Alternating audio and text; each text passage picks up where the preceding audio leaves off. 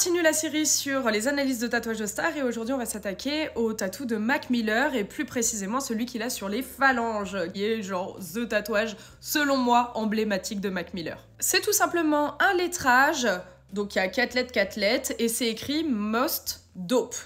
Most Dope? Ouais, c'est comme ça qu'on prononce. Bref, je vous le glisse juste ici. Petite photo, tout ça. Ça représente tout simplement le nom de son label et collectif.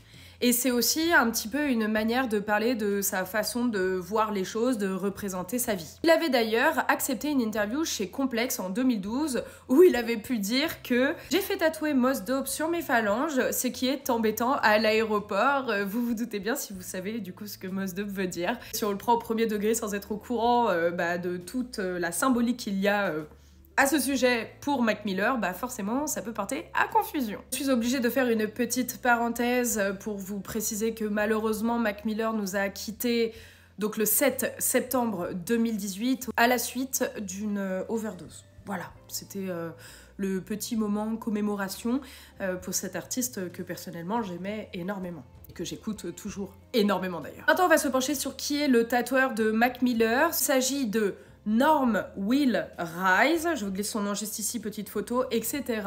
Et ce dernier est aussi décédé, décidément. Et ce qu'il faut retenir, c'est qu'il était bien spécialisé dans les lettrages, d'où, une fois de plus, ce truc de bien choisir son tatoueur. Il s'agit d'un lettrage sur les phalanges qui, comme vous pouvez le voir, a très bien tenu, a très bien cicatrisé, et comme par hasard, le tatoueur est spécialisé dans les lettrages. Je vous mets d'ailleurs une petite vidéo de suite du tatoueur en action.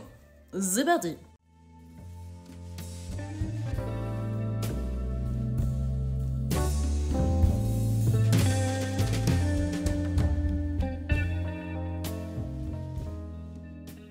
Malheureusement, suite à son décès, son Instagram a été supprimé. Voilà, enfin il est passé en privé, etc. Donc on n'y a plus du tout accès. Mais je vous ai trouvé quelques petites photos de ses créations que je vous glisse juste ici aussi. Il faut savoir aussi que c'est un tatoueur qui a tatoué beaucoup de célébrités du hip-hop, mais aussi Marilyn Manson, etc. Bref, c'était un tatoueur très connu dans le milieu des célébrités, etc.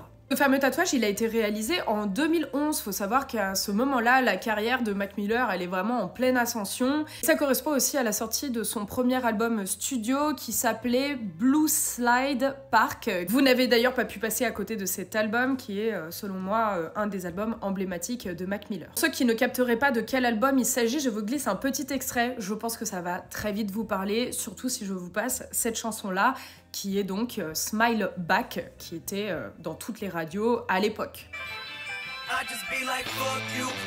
Continuez à me donner des idées de stars où je peux analyser les tatouages et pourquoi pas quel tatouage vous aimeriez que j'analyse. Est-ce que toi aussi tu es fan de Mac Miller? Très hâte de vous lire et sur ce, comme d'habitude, prenez soin de vous.